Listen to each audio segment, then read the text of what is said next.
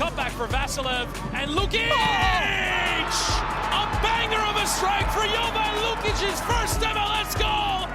It's fallen out to Westfield! Oh, wow! He's nearly taken the roof of the net off! Philadelphia pounce again! Who gets his goal in his Union debut? The record signing, off and running in his first appearance for the club.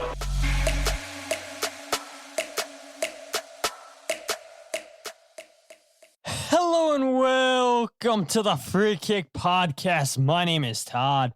And for people who are listening on the RSS feed, you guys don't know that. We're 11 minutes late into the podcast, but that's what happens when José Nuñez goes away for a week. And, you know, we're catching up with all things Union, all things his trip to Ireland. But as you guys do know, the Philadelphia Union fell to New York Red Bulls 1-0 one Saturday evening, snapping their 16-game unbeaten run against the Red Bulls in all competitions that goes all the way back to 2019. And we have so many thoughts to talk about that game, what happened during the game, what happened after the game. And I'm super excited to catch up with José Nuñez, like I told you guys, talking before we recorded this. And we'll go ahead and let José give an update on his trip to Ireland, back in the United States. Hopefully no more jet lag, José. But thanks, José, for joining us here at 9:12 at night. And it's good to have you back after a week of being away across the pond. No, thank you for having me as always, Todd. And you're right.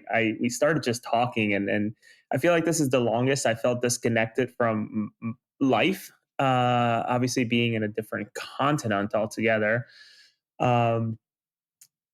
The time change was just the craziest, right? I did what I could watching one match, the Saturday match while I was in Dublin, watched it fully, did not go to bed till 3 a.m., could not do the US Open Cup match with that rain delay. The game, I think, ended at 5 or 6 a.m. my time by the time you guys were all done with press conferences and whatnot. So there was just no way.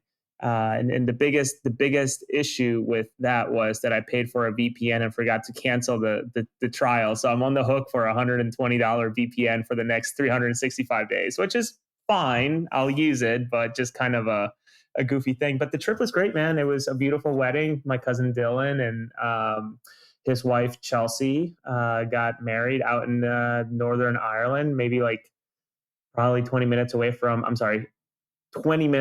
Northern Ireland.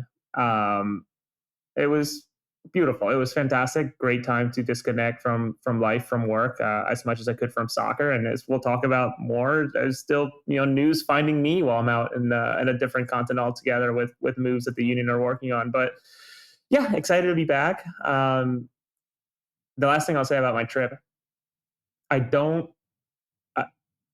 miss the shitty ketchup that we have here in the United States. I don't miss tipping culture. I absolutely loved how in Europe, everybody's getting paid fair wages and there's no pressure to tip waitresses. You can if you want to, and I ultimately did for some people.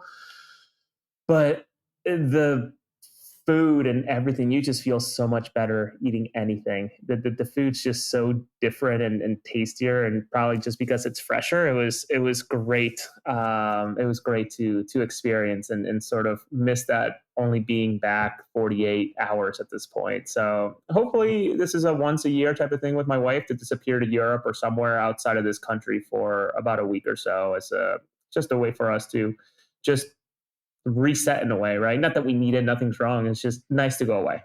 Yeah, exactly. It's good to spend time away and get out of the normal day-to-day, go to work, spend time with the kids, pick kids up, come home, cook, all that jazz, hop on a podcast every now and then, work for MLS late at night. Yeah, so I mean, I don't blame you for switching up the routine. It's good. And I guess a couple thoughts real quick, and I do have one question I want to mention to you is, if I'm not mistaken, I feel like people in Europe get a lot more holidays, they call it, vacations, than we do over here in America. So I feel like they're always going on vacation. They're always going on holiday. They're able to enjoy their free time a lot more than us.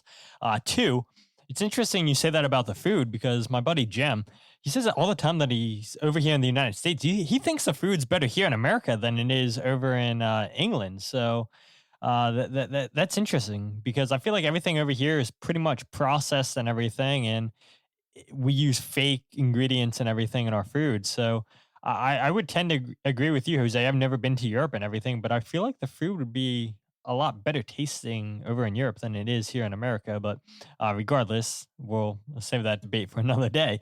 The question I do have for you is people who weren't paying attention to you on social media with you wearing your different jerseys on pretty much every single day that you were in Europe. What was your favorite kit that you wore? Um, I think I really like the Piccadilly long sleeve kit. That one got some attention. People were asking me. That's a cool thing, right? Like out there, people were not shy to ask me. I never seen that kit. Tell me about it. And I was just answering questions. I would say the one that got the most attention was probably the Providence one, the Rogues, the Treat Yourself kit, which is a donut company that they partner with to make the kit that they did, which is this incredible pink thing. That one got a lot of comments, especially since I wore it as I was traveling across the entire country from Galway, from Galway to back to Dublin. But the one that really, really popped, and I almost felt like, the people I criticized, right? When we see them at the stadiums, at the Union, we see people wearing like random Chelsea kits or, random kits. I wore the Vermont green kit to the Leeds United AC Milan friendly at Aviva Stadium. And that one fits just so nicely. And I must admit, I think more sentimental than anything because of, our good friend, Mark Kelkenberg, gifted it to me as a thank you for hosting him at my house and probably saving him a few $100 worth of hotel fees. And he just has to, bring me something from his travels as he ping pongs around the East Coast. This one got a lot of questions, but my wife did give me a lot of shit for not taking something Union, especially to this game. Because Brandon Harrison was only 5 rows away, or however many rows are in front of me. It wasn't that many. My wife got some incredible tickets for a not so expensive price. So I would say Vermont Green. And it's cool that the team also retweeted the picture, which I was not expecting. Yeah, loved watching they weren't blogs, but like your pictures you were posting every day just of you out and about in Europe, and it looked like you had good weather, which I feel like is not typically the case in Europe. I mean, you never know what you're going to get, so it's good that it looks like it was pretty much sunny the whole time you were out there. So, really cool to hear that you and your wife had a great trip out to Ireland. Yeah, no, the weather was fantastic. We ran into the entire trip, which maybe is a little crazy considering the week. The entire trip was no higher than 76 degrees the entire time in Ireland, and only ran into 5 minutes worth of rain in Dublin as we were, no, or was it Galway? I can't remember, one of the two cities that we were just traversing about. And the one last thing I'll say is just how poorly this country has fumbled public transportation in the United States. I went across an entire country. Granted, the distance is not as long as some of the places here in the US, but to go from Dublin to Galway, two completely different cities at two extremes of the country, cost my wife maybe, I think it was like €55 for a round trip, which is amazing to not have to rent a car and pay the petrol, as they call it out there.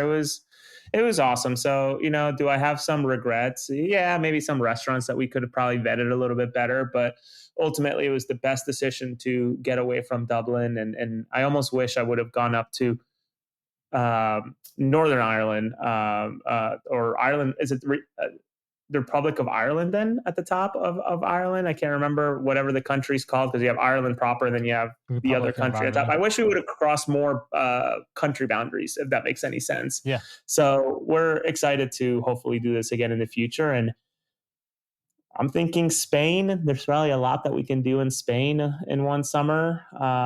Maybe even go even more central to like a Germany and just bounce around. I just want to make sure that wherever we go, we have some sort of handle on the language, which even Irish English is a different language altogether. Yeah, absolutely. Maybe you guys can go out to Marbella in January, February if the Union go back out there for preseason.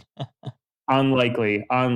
Yeah, these trips, and it was nice, right? Because my other cousin Bryant and his wife Taylor and ended up being the ring bearer. Their son, their 11-year-old, was along with them. Um, it was nice to ping pong around a little bit with them. I think they were in some of my pictures there. But yeah, I'm excited to maybe do more of that. If anything, it re-energized me to, I'm fairly thrifty, I should say, and careful with money, but like, I hate to say balling out this week, but like, just not thinking about it was great, because like, we're all on least time here on this world, on this planet. So like, to just really go for it and not care was an awesome feeling, for even if it was a week type of scenario. Yeah, absolutely. Shaggy says, Jose, welcome back to the States. And then Hoagie says, my first time in Spain, my rental was broken into. She said, my second time, my rental was also broken into.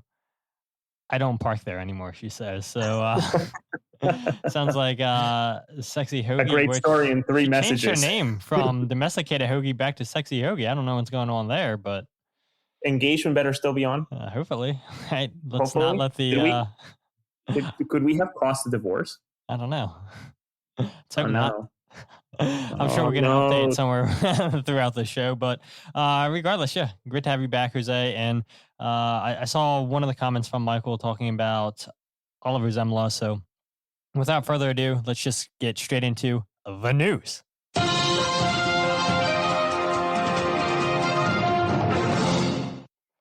All right. And as Michael said, you had broken the story this afternoon on Sunday about Olivier Semmle being loaned away. Sources have told you, Jose, to North Carolina FC of the USL Championship. That move does indeed open up a international roster slot for the Union. We do know a couple weeks ago now, the Union traded away a slot to Austin FC, and now the Union get one back, and we can talk about what that could potentially mean for the club. But regardless, Olivier Semmle, third choice goalkeeper, loaned out, which maybe it's a little bit unfortunate timing with Andre Blake's injury now. What do the Union do now at third goalkeeper, with Andrew Rick looking to become the starting goalkeeper with however long Andre Blake's out with his injury? We'll talk about that later on in the show. But yeah, Olivier Semmle no longer with the Philadelphia Union. It's not official by the club, but Jose, you never report things unless you're 100% confident. And this is a move that you and I talked about a while ago, that we thought that the Union probably should move on from Olivier Semmle. Finally, looks like it's happening.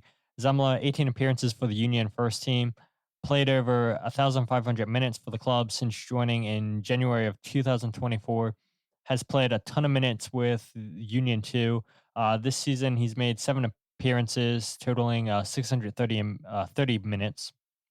So I guess your thoughts, Jose. Not much of a surprise, I would say, with Semmle going out on loan.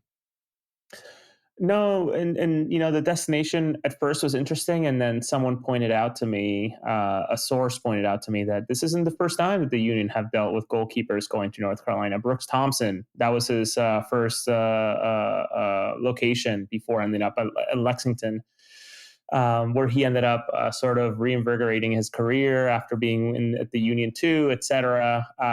So location's interesting. Also, the situation that North Carolina's in, right? I think they're in 3rd or 4th place in USL, the Eastern Conference. But the gap between 3rd and, or whatever they are, 4th or 3rd to like 1st place is like 20 some points. It's like an insane point gap, if I recall correctly, Todd. It's just sort of like, okay, this is interesting. I don't think that this is an addition to do much, and without really asking too many questions from sources, because I found out about this by happenstance. I was just walking around Dublin, making our way to Dublin Houston station to catch our train to Galway. I sort of got pinged of like, hey, there's something interesting happening. Do you have a minute? And took a relatively expensive phone call because I was in Europe, and just listened for a little bit. And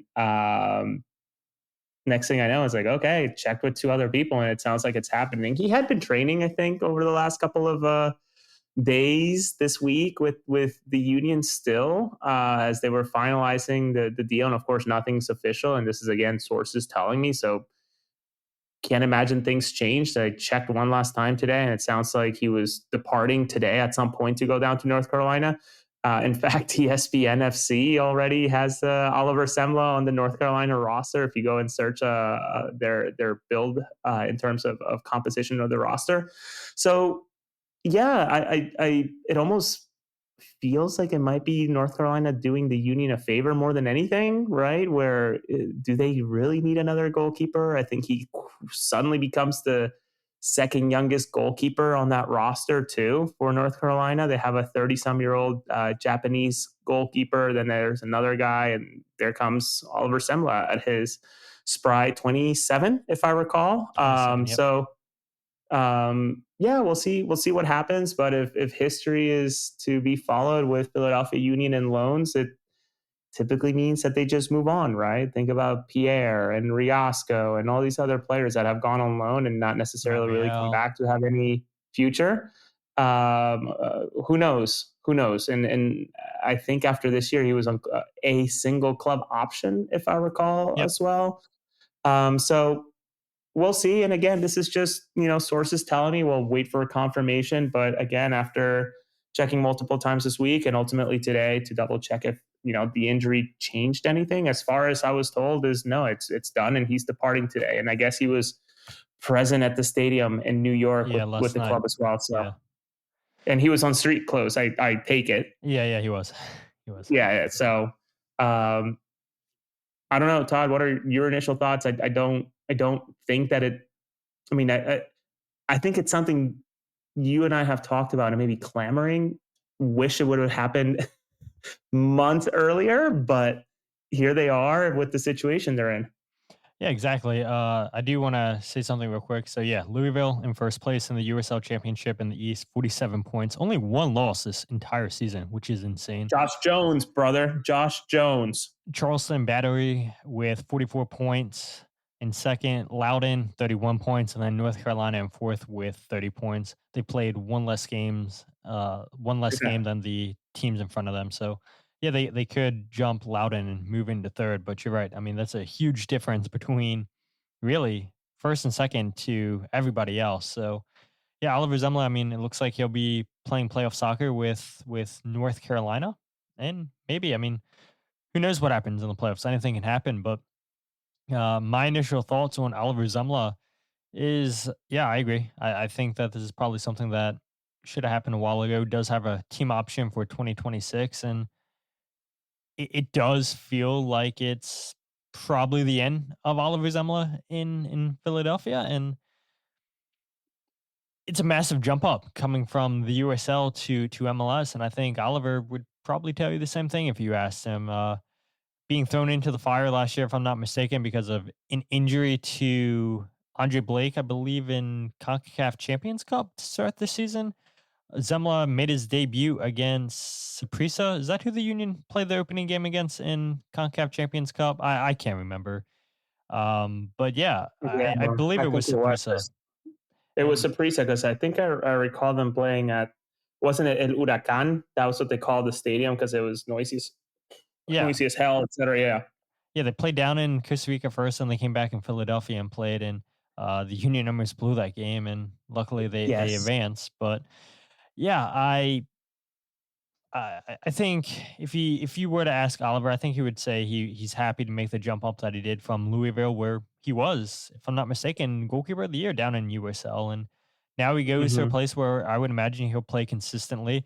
He knows the league, and maybe he can find his footing again. Maybe he does so well with North Carolina that he gets another chance. Maybe that option gets picked up. But I think the big thing for Oliver is that international slot that it opens up.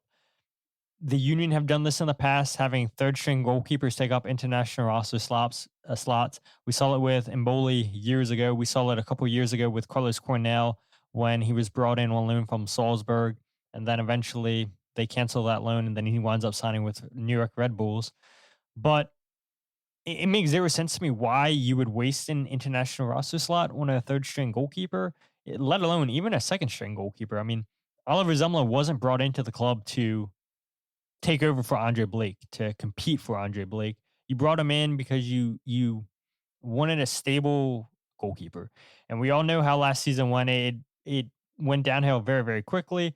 Andrew Rick was always going to get a homegrown contract, but I think maybe that wound up happening a little bit faster than the Union would have anticipated just because of how poorly that Oliver played. And so, Oliver's poor performances was to Andrew Rick's gain. And now I feel confident. I was talking to people last night at the stadium that if this was last year and you had to do the whole thing all over again, Andre Blake's getting hurt, do you have the confidence in Andrew Rick? Maybe not. But after seeing Andrew Rick play consistently last year, playing multiple times this year, he has the confidence of his teammates. We've talked about it so many times here on this show, Jose, where we think that Andrew Rick should be playing week in, week out because that's going to help his development. Now Andrew's going to have a chance, I would imagine, at least one game. There's no way Andre Blake's back and healthy for this weekend's game against Chicago Fire. Maybe he is. Bradley Carnell had said last night that he was getting looked at by the Red Bulls medical doctors and because they have all the tests and everything on site. And Andre, after the game, was asked by a fan. I don't know who it was. They asked Andre, yeah, hopefully you'll be back before the semifinal game against Nashville in the US Open Cup. Andre said, hopefully before that. So we'll see this week, I would imagine. We'll probably get more information from Bradley Carnell, hopefully, for Andre Blake. Maybe he'll keep it tight and say he's progressing. Who knows? But I do feel a lot more confident this year in Andrew Rick than I did last year with Rick in Semmle. And I don't think it's that big of a loss as it would have been if this happened once again last season. So, yeah, I wish Oliver the best of luck. I would be curious to see what the Union do for third goalkeeper because you're going to need to have a goalkeeper on the bench. Michael says, do they plan on bringing in an extra goalkeeper, Jose? I'm not sure if you know that. I also got to look at the roster. I mean, they've got to be pretty tight on spots right now. Sure, they could do short-term call-ups. Maybe Pierce Holbrook. Is that his last name? What is it? Holbrook, yeah. Yeah, maybe he gets brought up on short-term loan with Union too. So, yeah, the Union do have options, I guess, with goalkeepers down in Union 2. Maybe Mike Sheraton. I mean, he's not even playing for Union 2, so that would be wild to go from not playing with Union 2 to now being the backup goalkeeper for the first team. But, yeah, I mean, we'll see what the Union do there. I mean, regardless, you open up an international roster slot, and I'll ask you this, Jose. I mean, I would imagine if the Union do something before August 21st when the transfer window closes, it's got to be a center back. Yeah, I was going to ask you this. Is this then the only international spot they have? Yep. The only one. Yeah. And I have full faith that if they absolutely needed one, despite trading one away, they would find a way to get one back from someone else for equal or less than what they got back from, selling their whatever last international spot just a couple of weeks ago, a week or so ago. I mean, 10 times sort of crazy in my head right now. But one thing I'll add before I answer that question on what they could potentially do is this is an incredibly fortunate turn of events for Andrew Rick, who by all means has earned it. We've talked ad nauseum at this point about his talent. I mean, don't have to think too much further back about New York City FC, that incredible save that he makes to get ESPN top 10, etc. His distribution. But this might be the last push if he gets a nice streak of games here throughout the end of the season, maybe into the playoffs. If Andre stays healthy or doesn't stay healthy, maybe Andrew gets peppered in there for a few games here and there as they try to manage Andre's leg. Maybe Andrew becomes the third or the second string goalie for the U20 US team that's about to go to Chile. And that tournament begins September 27th through October 19th. So he could be very much in contention to be part of that tournament alongside Frankie Westfield as well. So something to keep in mind as you and I think about, what does the honor of representing a country mean for the club? And I can't imagine that the club would say, no, don't represent your country at a World Cup. That sounds ludicrous. And I can't imagine that's what the union does. Now, if it was a random international window going into playoffs and need people to stay healthy, I can understand that maybe a little bit better. But yeah, it'll be interesting to see how Andrew takes advantage of this opportunity. And honestly, it also comes down to releases on the likes of Koken, who's out in Barcelona, and some other goalkeepers across the world that are technically above him in a roster depth chart, whatever. But what do they do with this international spot? That'll be interesting. All I can say that it is extreme. I think it's very likely that they will do something by the deadline here in fewer than 3 days at this point, right? Because it's the 21st. Is it noon, midnight? I don't know what the works. So who knows what they go for? But the rumblings I've heard is that there's movement in a positive way for an addition. On what, on who, from where, from what team. I'm not at freedom to share, or really wouldn't. I don't like to create, noise or rumors or speculation. I only like to report what I know will happen or is on the, verge of being announced, that type of thing. So hang tight. We'll see how it goes here for the next 4 days or so.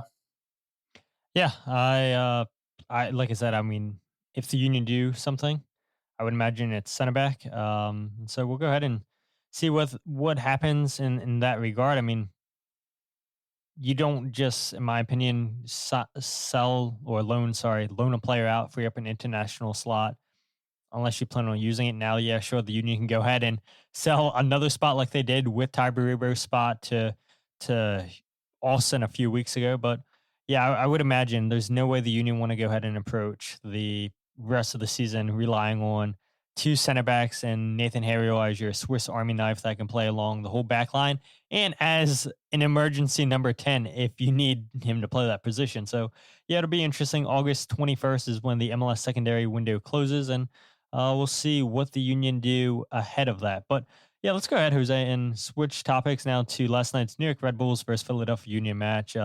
A lot of people on social media, a lot of people in the comments really want us to discuss Chris Donovan. They want us to discuss Bruno Damiani.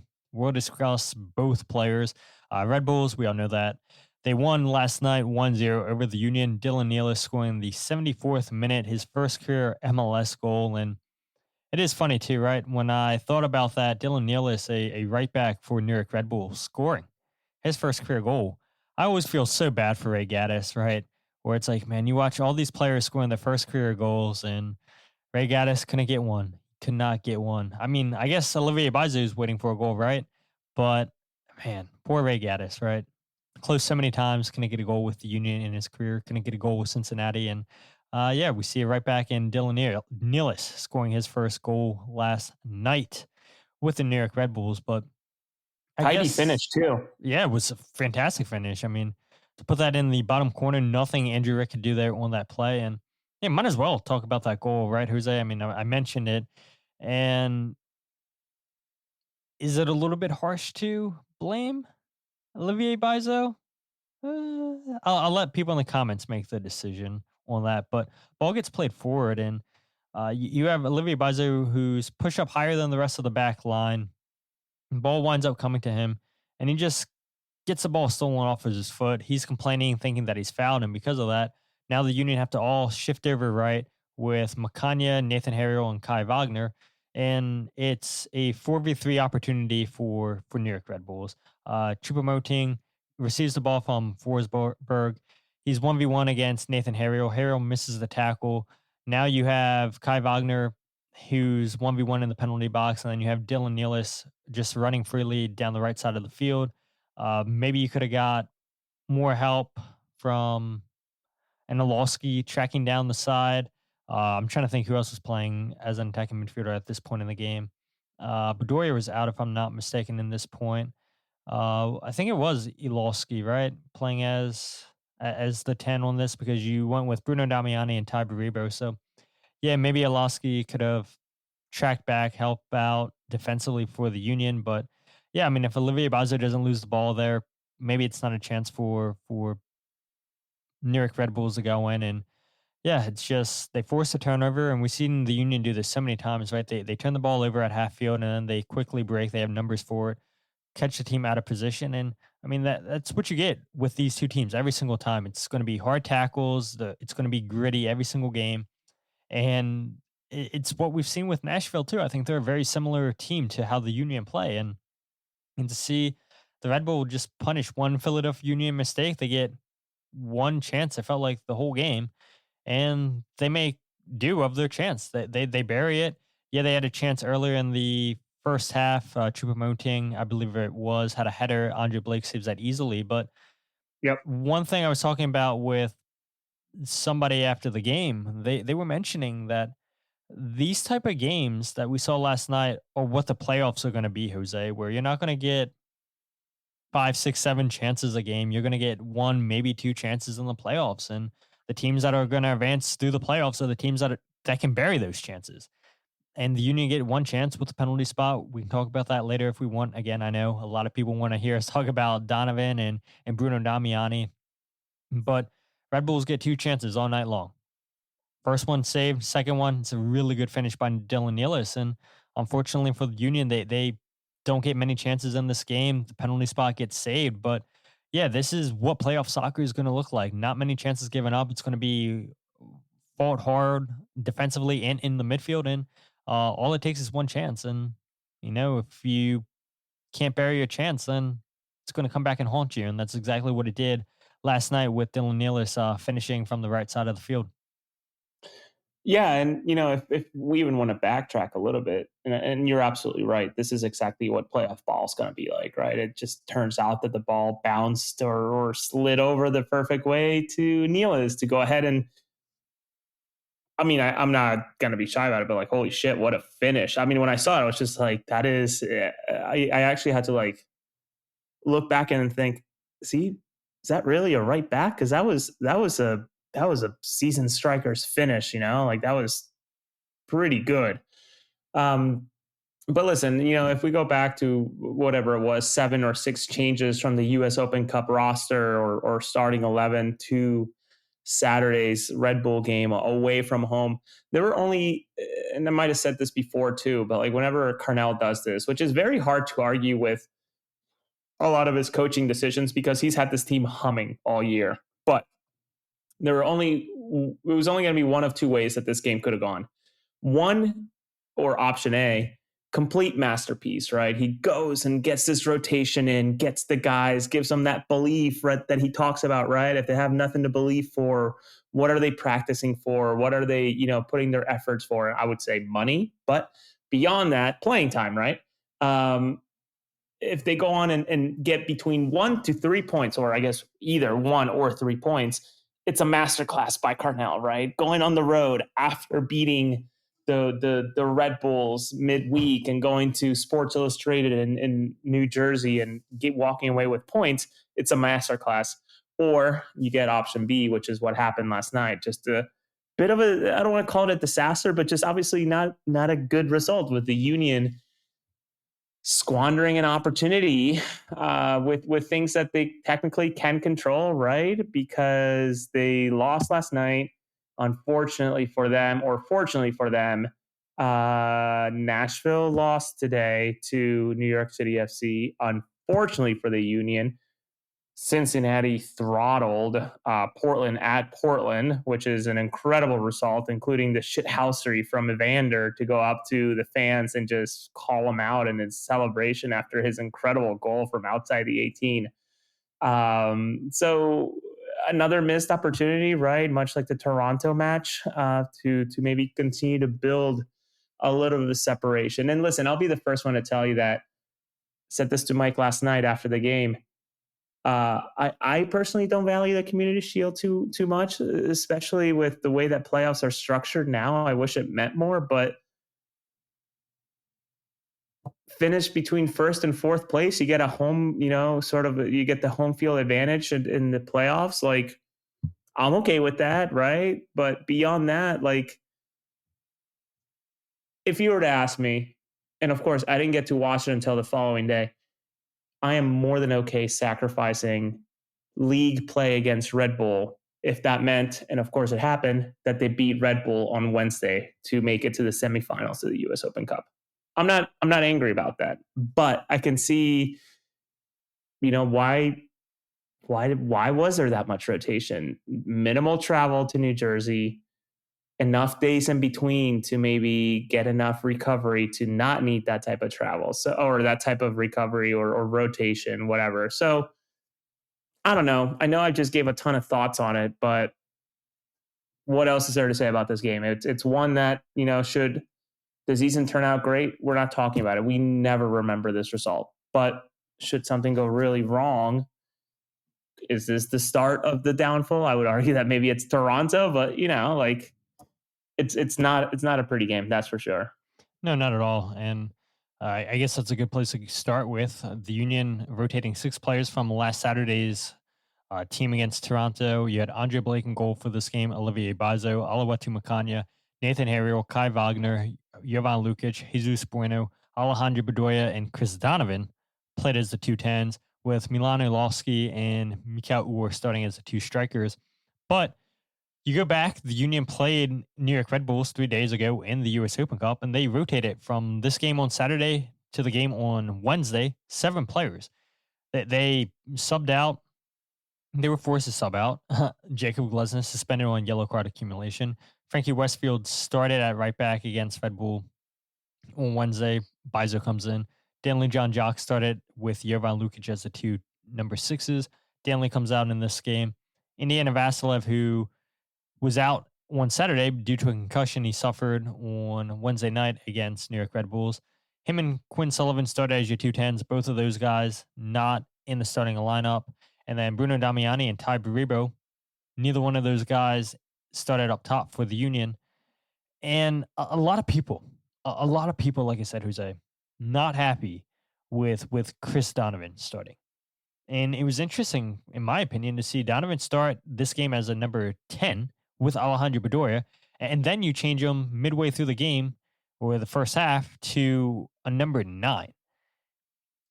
And there's a play, and do I take the risk, Jose? Do I take the risk and play this video without getting this video taken down? I don't know. Maybe it is worth the risk. We'll see if I can pull it up real quick. But you know the exact play that I'm trying to talk about is where Chris Donovan just stops. He stops, and it's right here. Even play the shot, brother. That shot, and I don't know, Todd. Let me ask you. Pause this for a second, if you can. If not, let it rip. But that shot that he took, that went 15 yards wide. I'm not going to be one to try to read lips. I actually quickly moved on from it. Then I think I cut it actually on when I was going to pause it. And I thought, I don't know. But even people on the bench kind of chuckling at his shot. I don't know. It's hard to not be able to see Kevin Sullivan chuckling and some other guys sort of just what are we doing here type of situation. So I don't know if you have that clip ready at all, if you even got it. But that first half shot that he took from must have been 20 some yards out. It was just not good. And again, in talking with people, I think he is certainly above MLS Next Pro. Is he an MLS player? I don't know. I who knows? Yeah, with the shot, I don't have it up, but what I would say about that shot, because I said it to people in the press box, I said that was the Union's first shot in 32 minutes. You can tell they were getting frustrated. They weren't getting in areas where they could get shots off. And so I understand why Chris Donovan took that shot, because 32 minutes is a lot to not really get any chances created, to not really be in any dangerous positions. And so you get yourself in quite a bit of space. And yes, it's always going to take something pretty special to beat the goalkeeper out from that distance. I understand why Chris took the shot, because it's a long time, like I mentioned. But at the same time, it looked like a horrible shot.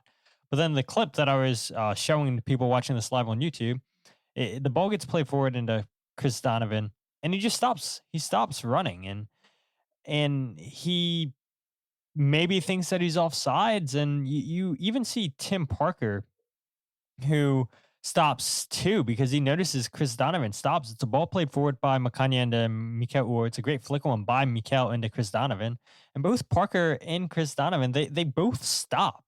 And again, I just don't understand. I mean, you're taught to play until the final whistle.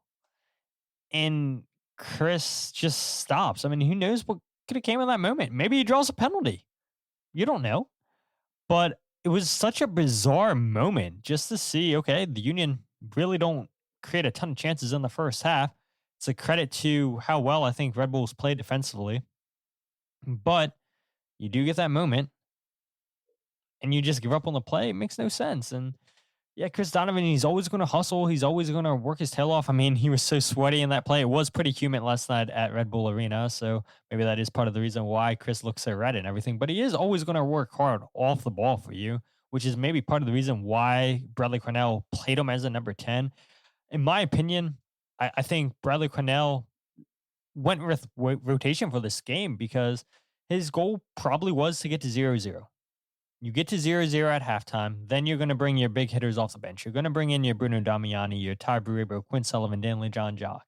All of those guys do wind up coming in. You waste a substitution in the first half because of Andre's injury. We'll talk about that here in a bit. But at the same time, I think you would have wanted to see a little bit more chance creation by the Union, especially after what they did Wednesday night in the third half against the Red Bulls. I mean, look, the Union go down twice in that game on Wednesday against the Red Bulls in an Open Cup. They eventually win it. We know the Union can create chances, but they couldn't. And Bradley Carnell mentioned it on Soccer Wise. I think on Friday he went on Soccer Wise and said that now they have to adapt to a terrible pitch, one of the worst pitches in his opinion, as Red Bull Arena is. And I don't know if it showed it on the broadcast, but there was so many just horrible patches on that field, just missing grass completely. And Bradley said last night, yeah, 99% of our problems were because of how bad this pitch was. We asked Nathan Harrell his thoughts on the conditions of the field, and Nathan said both teams have to play on it, and it's not an excuse, which I agree with, right? But it is interesting to hear two completely different sides of the tale that, yeah, the field wasn't great. Then you have the whole issue with the referee wanting Damiani to replace the ball on the penalty spot after the Red Bull players complained. Bradley Carnell, I know, said that he thinks that maybe played a factor into getting into Bruno's head.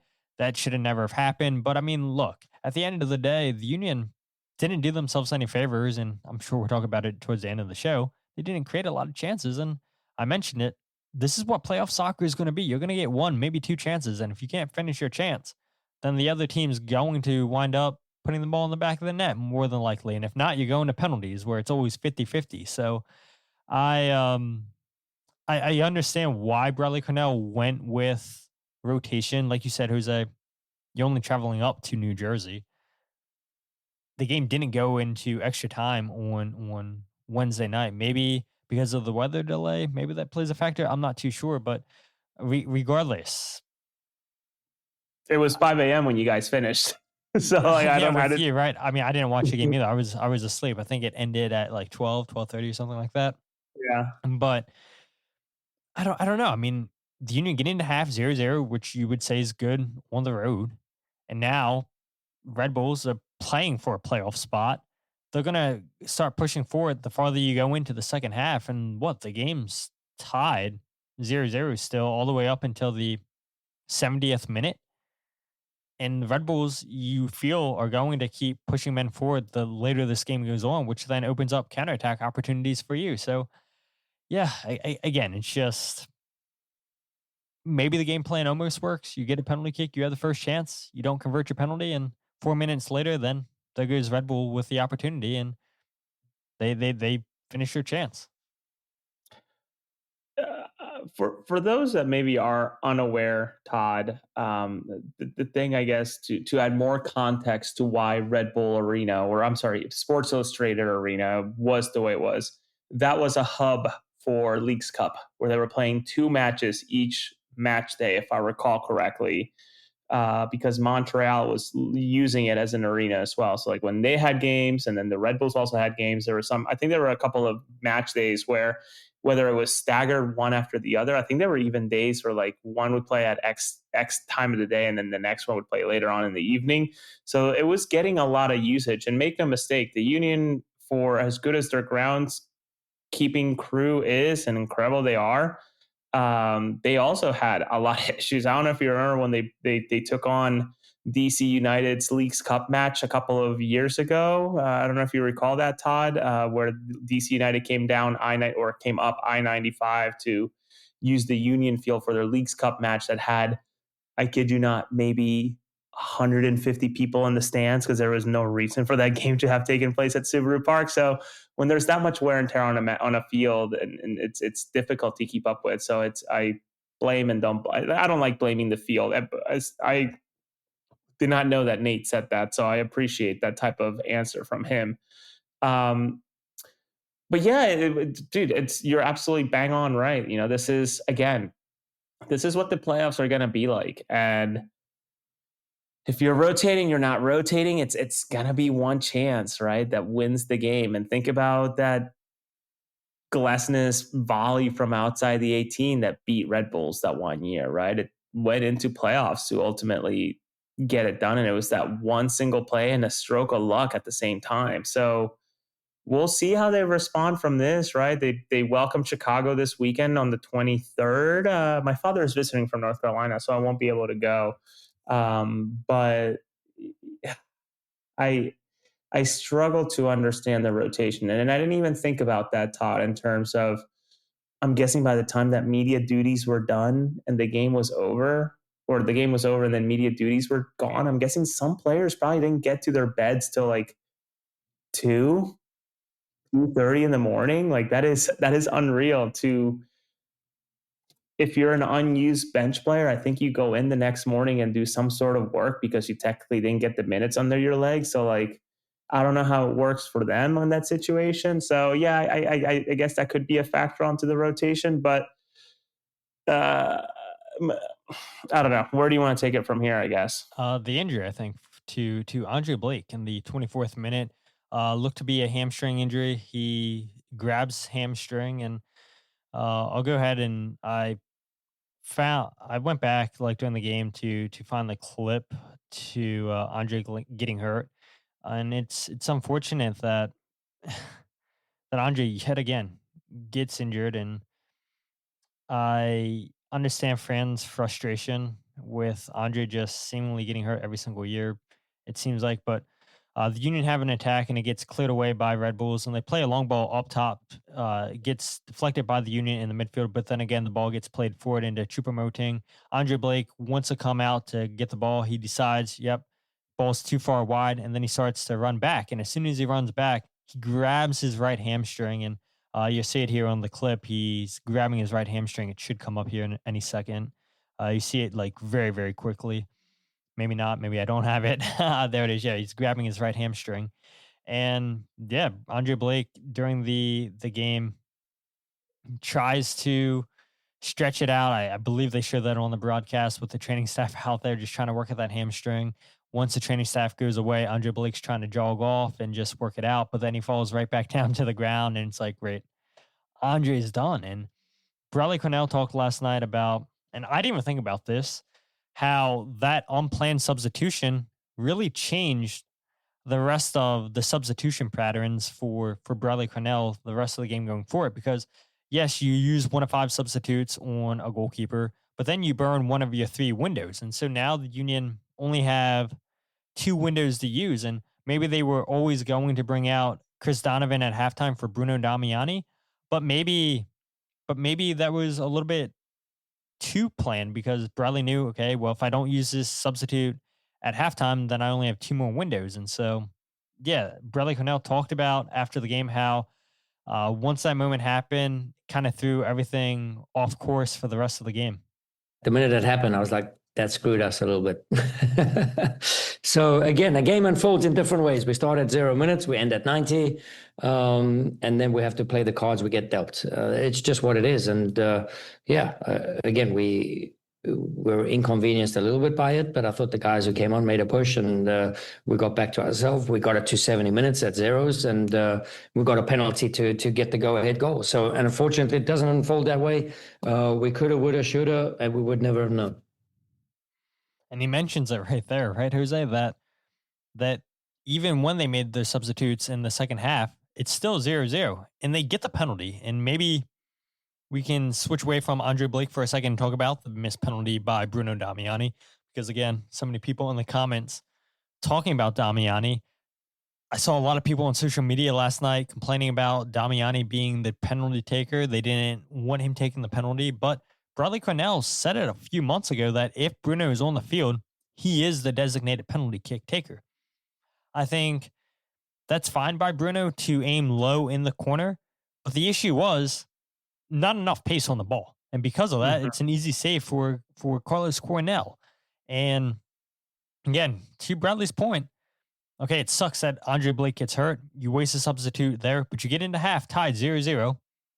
You start the second half, still not creating a lot of chances, but you finally do get the penalty kick. Alaski wins the handball off of Tim Parker, and you have a chance to make it 1-0, and your penalty gets saved. And I could feel it, that the energy, you heard it from the Sons of Ben. They were to the right of us where the new press box area is. As soon as that penalty got saved, they got really, really quiet. And maybe the players felt the same way too. Like they knew it was going to be difficult because they were struggling to create any meaningful chances throughout the game. They finally get a chance with the penalty and it gets saved. And I almost called it Subaru Park, Red Bull Arena, I want to call it too, but it's Sports Illustrated Stadium. It's always going to be Red Bull Arena to me. Once Carnell saves that penalty, it brought new energy, new life into the stadium, in my opinion. And 2 minutes later, 3 minutes later, Red Bulls go down and they score the goal with Dylan Nealis. But Bruno Damiani, we can start there, Jose, right? I have no issue with him taking the penalty because Bradley Carnell had said months ago that he's a designated penalty kick taker. I gotta tell you, and I don't think I'm not gonna disclose who it was, but in talking with an MLS writer, a very prominent MLS writer last night, just talking about what story we're gonna run with. I wrote about Sonny, former Spurs, last night. So if you want to go read my story on LAFC's victory, you can find it on MLSsoccer.com. Plug. But one of the stories pitched was, and they knew I was in the Slack room, was, Bruno Damiani taking the penalty away from Baribo. So I actually messaged this MLS writer and said, actually, Damiani is the designated PK taker. And this, again, very prominent MLS writer was kind of like, really? What is that all about? So, for what it's worth, I think that, Bruno being the designated PK taker is certainly an interesting thing. I think your description of the penalty, having watched it multiple times now, is accurate. It was a well-placed kick, just not enough space.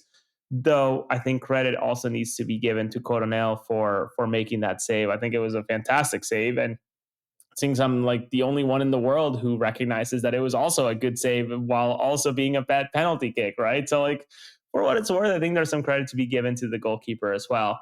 But what I will say about Bruno Damiani is that, like, again, he seems to be, actually, it's not that he is. I get what his role is and what his job is, right? Because at his role, it is to score goals. I get that. And he's not doing that.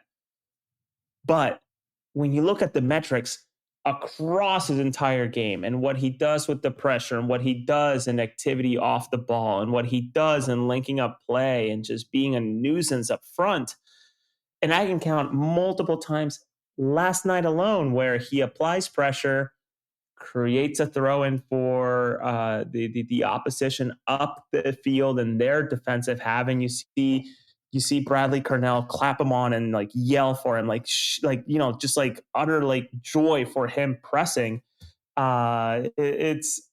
He's off the charts on a lot of those things, but where he is missing is just that final touch. And maybe it comes next year, maybe it comes later this season, which is I think what Bradley Carnell is maybe banking on or wanting to. But am I mad about him having a first year where he comes in with no preseason with the club, right? He came in, he didn't play any preseason games, did he? He came into like the first or second week of the year. Correct.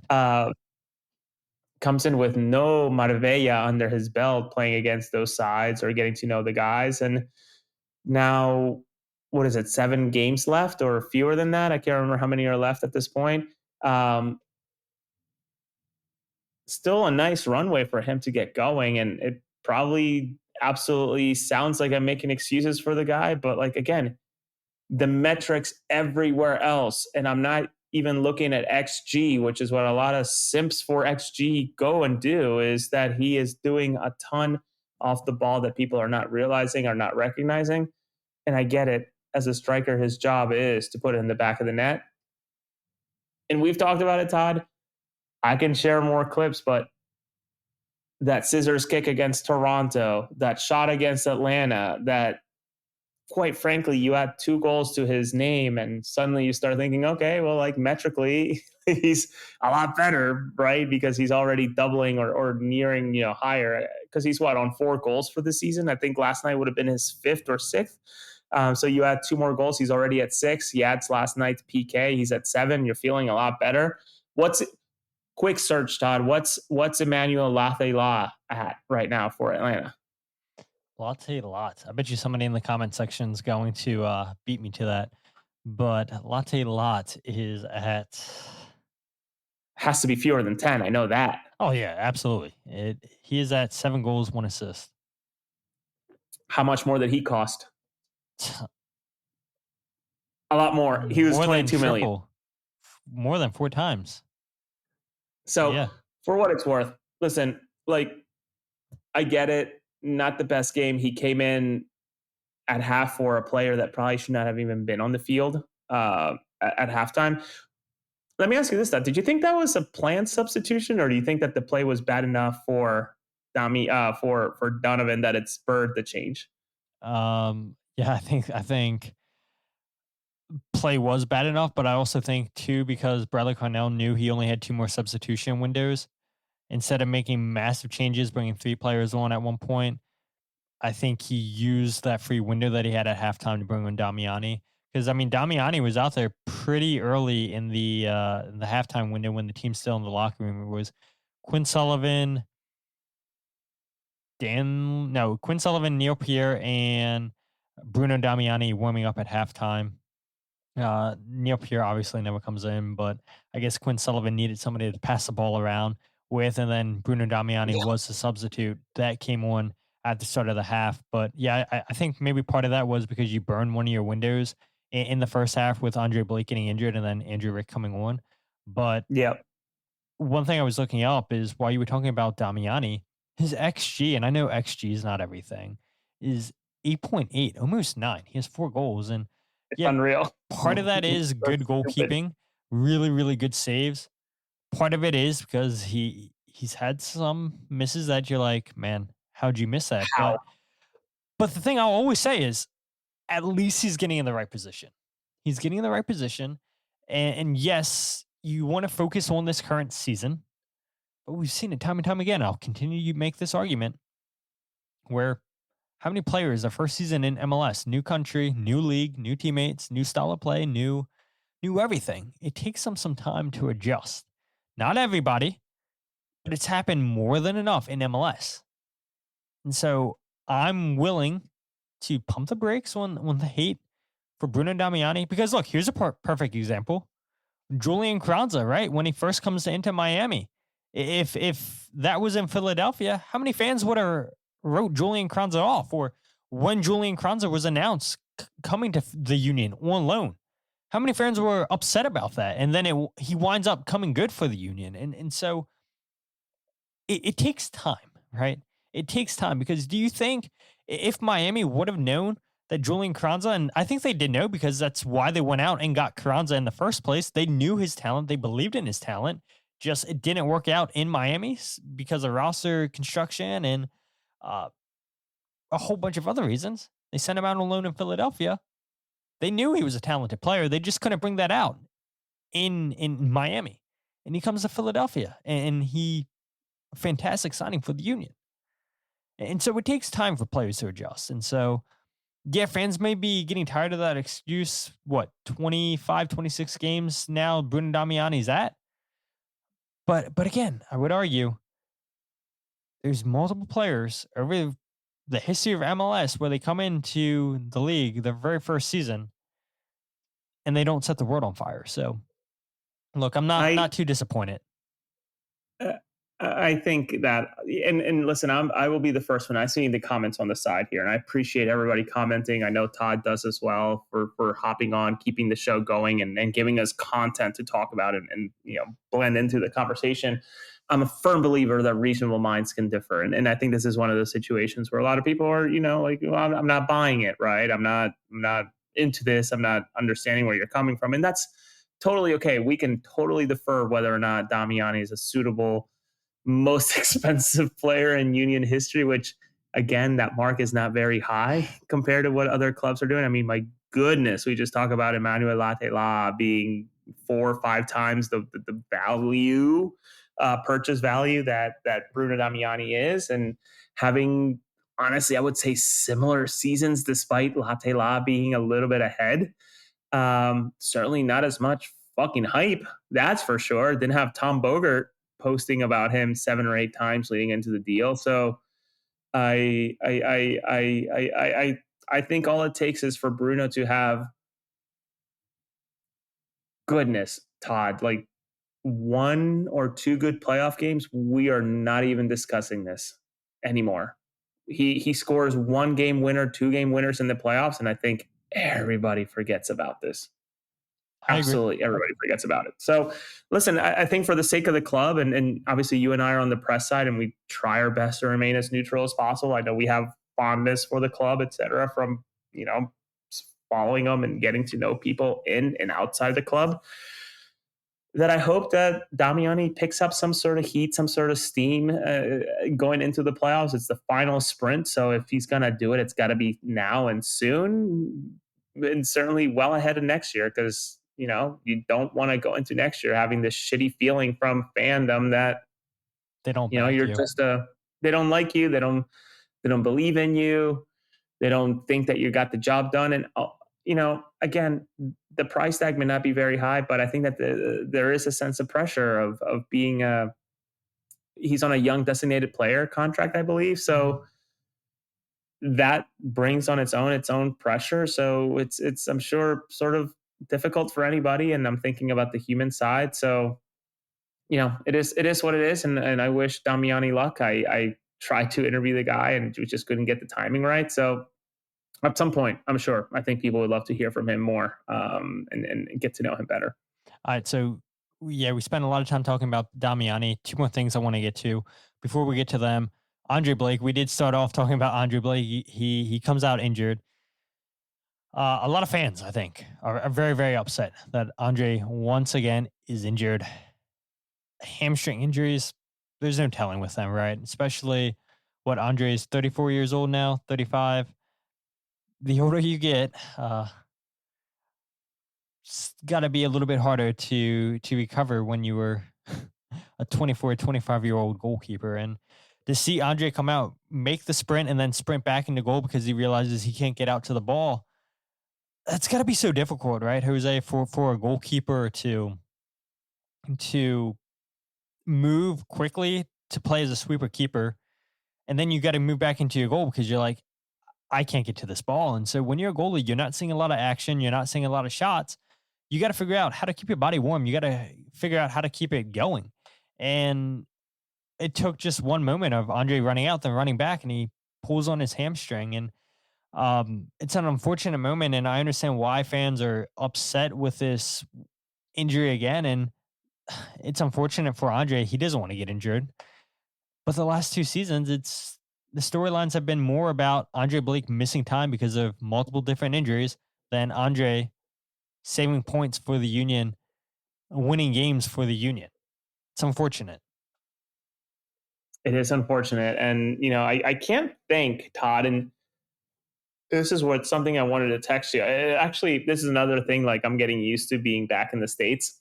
being able to use my phone whenever I want and being able to text and call whenever I want and not feel pressure of like, I can text whatever with T-Mobile, but like phone calls are just like, shit, it's 25, 30 cents a minute, whatever it is. Like, I feel like I dialed the clock back to like the early 2000s with like minutes and having to keep a track of them or whatever. So I guess I should have called you when I was thinking about this, but can you think of any goalkeeper across every possible league that has been as injured as Andre Blake?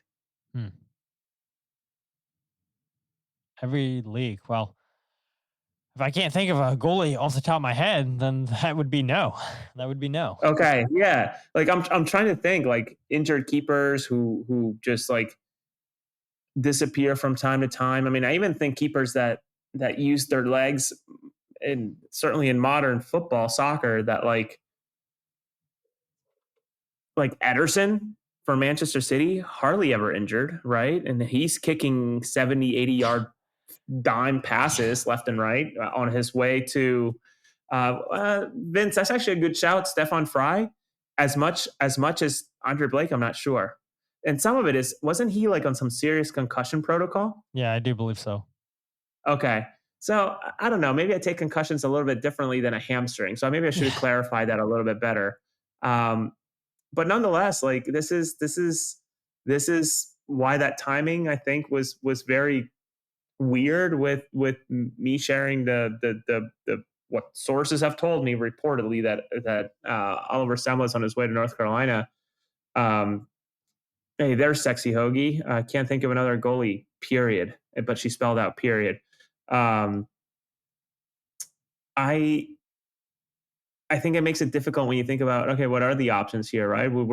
I think you and I are in unison that, yeah, it's great that Andrew Rick now becomes the number one for a little bit, but is it Piers Holbrook? Really? You know, like, is that it? Like, that's a lot of trust on a guy who was just playing at Navy and now, you know, doing okay, if not well, at MLS Next Pro. So, yeah. So I wonder, I think what would be very telling for a lot of reasons is whether or not Andre shows up to Jamaica's international games during the upcoming window, to whether or not he'll feature on the 16th of September or not. Yeah, that's true. One other thing I do want to point out, because I forgot I had this clip lined up, is it's got to be so difficult for Andrew Rick coming into this game on planned substitution where you don't get any warm up. He did speak to us last night and he mentioned how difficult that is as a goalkeeper. But then I took it a step further and asked him, I said, I understand not having a warm up with Phil Wetton, taking live shots and everything, getting your body right. But then as a goalkeeper too, when you're thrown into the fire where your team's playing that well defensively, Red Bulls last night, they only had 7 shots all game and only 2 shots on target, where Andre Blake makes 1 save and then the second shot that was on target was the goal. I asked Andrew Rick, how difficult is that as a goalie where you're basically just standing in your goal, not having much to do because your team is getting blocks in, they're winning tackles, they're winning interceptions, they're clearing the ball away with their head. How difficult is that for you as a goalkeeper where you're not seeing too many shots? And this is what Andrew had to say.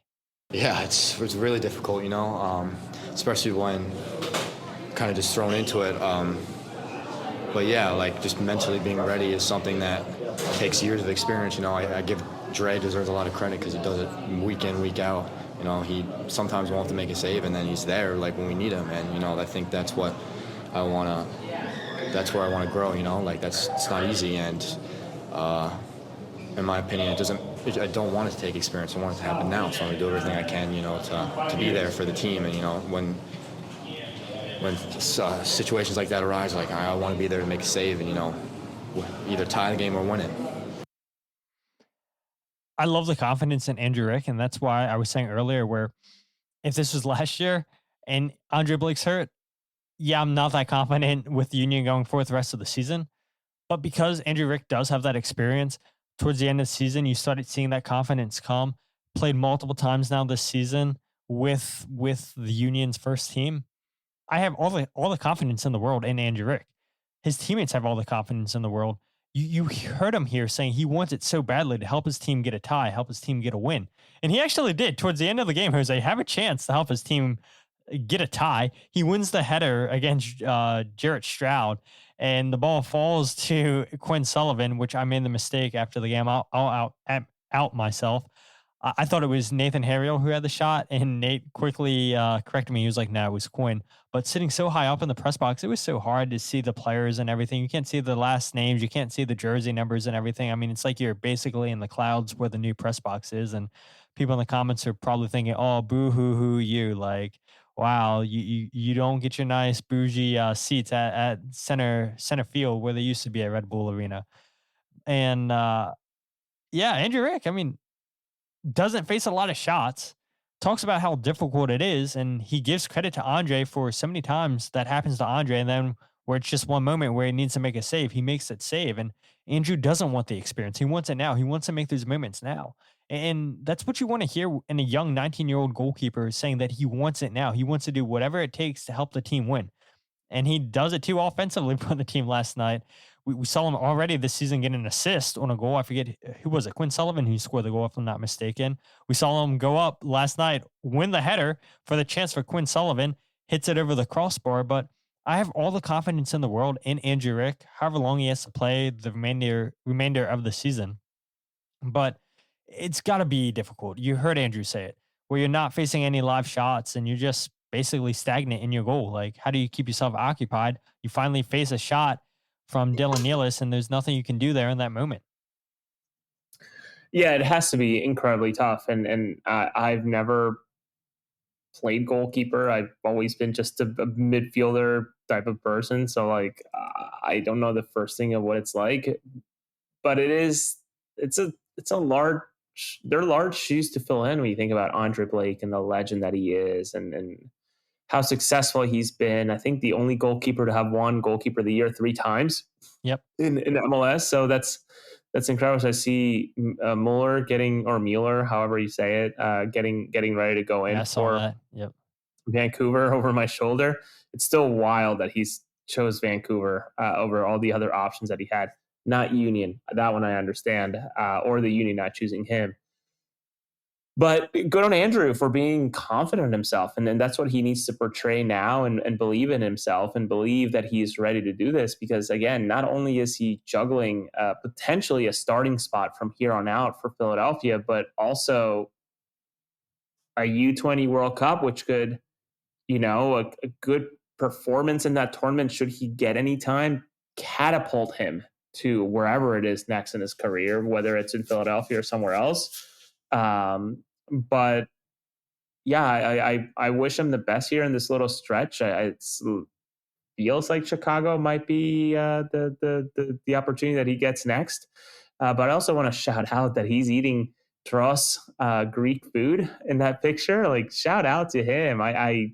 They have one not too far from Newark Airport. I do know that. So shout out to him or whatever catering company that they use, or the Union ordered in food. So I wonder what was in that box. A little jealous. Yeah, shout out to Jillian Almany, who sent me that picture. So I didn't even think to take any pictures or whatnot. I was like, does anybody have any pictures for Andrew Rick so I can use it for the little thumbnail for the podcast? And she sent me that picture. So thank you, Jillian. We're an hour and 13 minutes into the podcast. There was one more topic I wanted to talk about, but we'll skip it. I mean, we just rapid fire. The Union losing their 5th game this season by 1 goal. Once again, lacking any chance creation.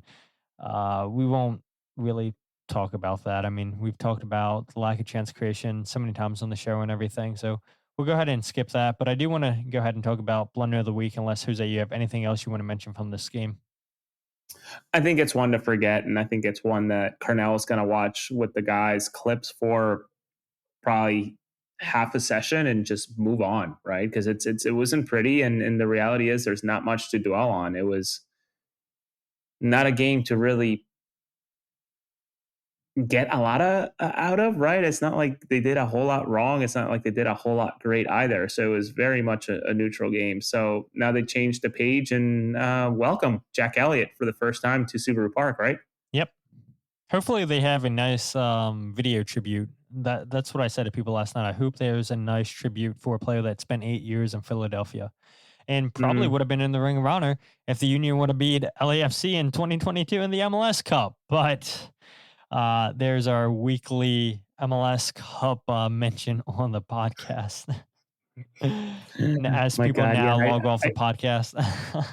I still have nightmares of that our what was that tweet that's like infamous? It's like our Jax, or what was it? I know exactly what you're talking about. It was them making fun of Gareth Bale. Yeah, was it because they're both Scottish or something like that? I can't remember. Bale's Welsh, Jack's Scottish English. I forget what it was. But it was like, what the fuck are you guys tweeting right now? And it was quickly deleted, but obviously once it's posted, I'm sure somebody that's listening to this back or listening live on YouTube, they could probably pull up the tweet and there it is. Vince got it. Yeah. Jack Elliott over Gareth Bale. Oh, dude, that tweet still haunts me whenever I see it. It's just like, I still remember sitting in this very same living room. Benicio at the time, and you've met Benicio, was like this tiny little like watermelon meat sack that I was just holding, watching that entire game, and then watching it all unfold. Just kind of like, how is this possible? Yeah, game of many emotions. I went to Subaru Park to watch the game. Pretty cool experience being on the stadium with so many fans, and just sitting at half field after the game, like, oh my God, like how did they lose that game? Unbelievable. But let's try to go to something a little bit more positive. Maybe it's not that positive.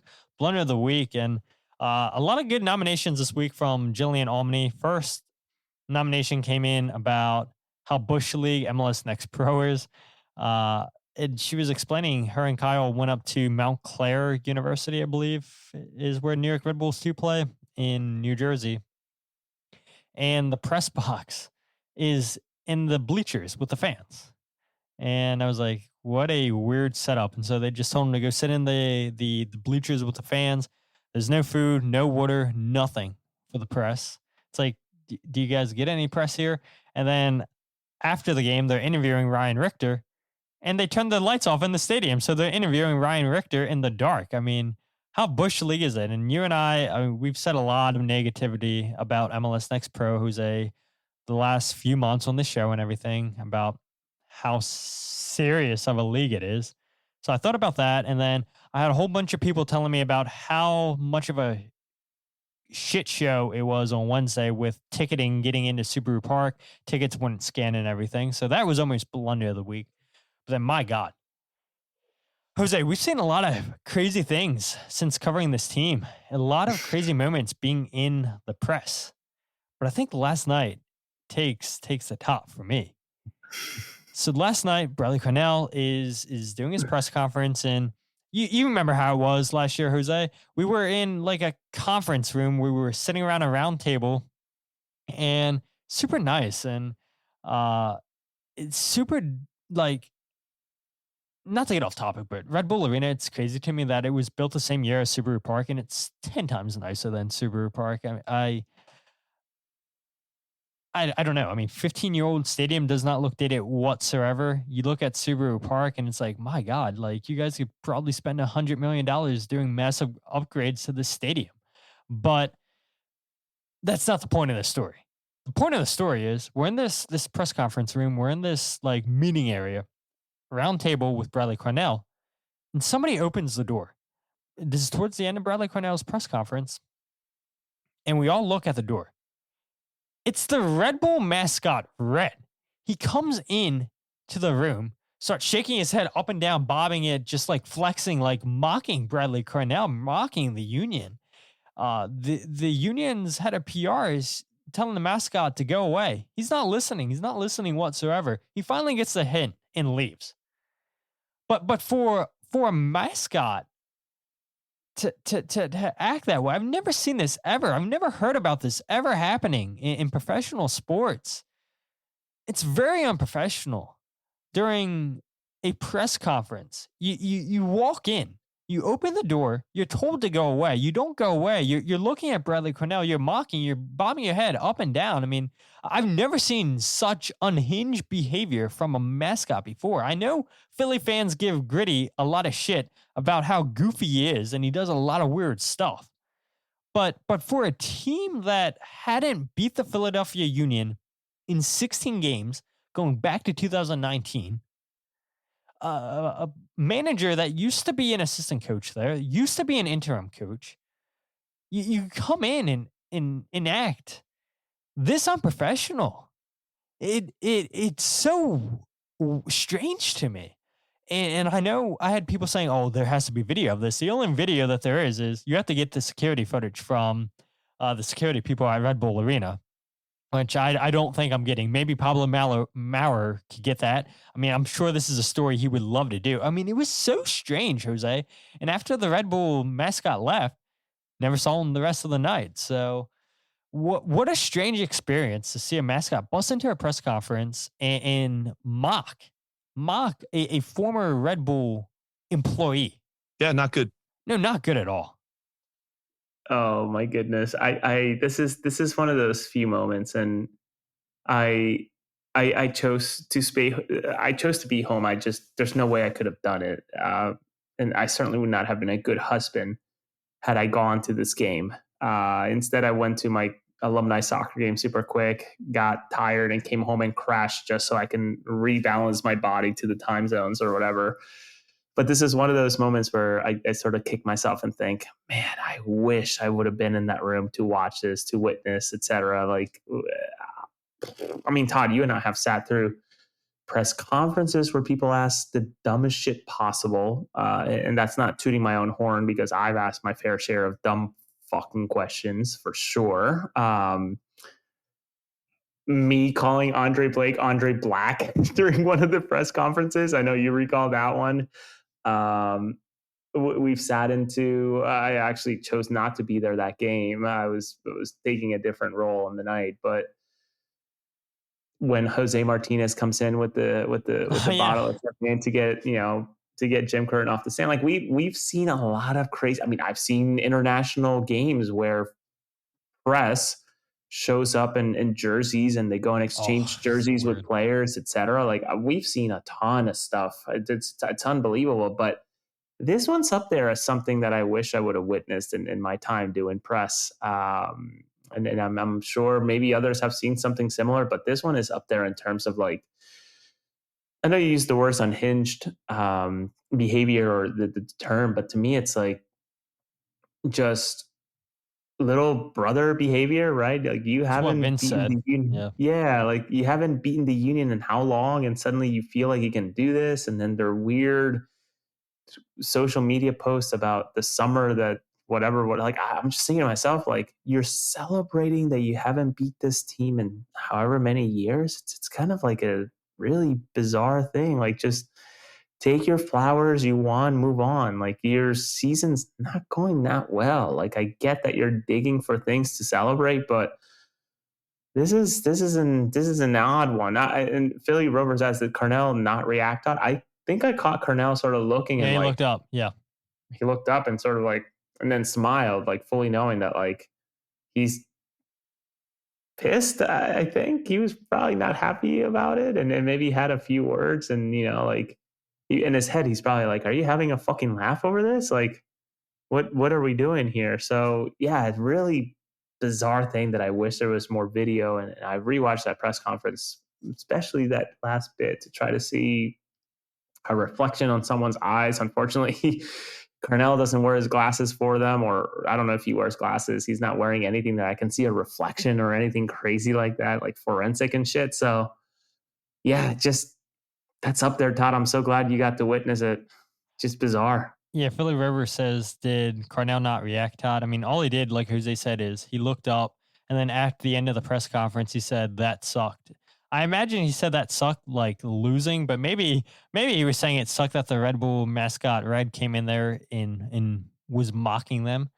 But yeah, it was just such strange behavior. I don't know. I would not be shocked if that mascot's out of a job.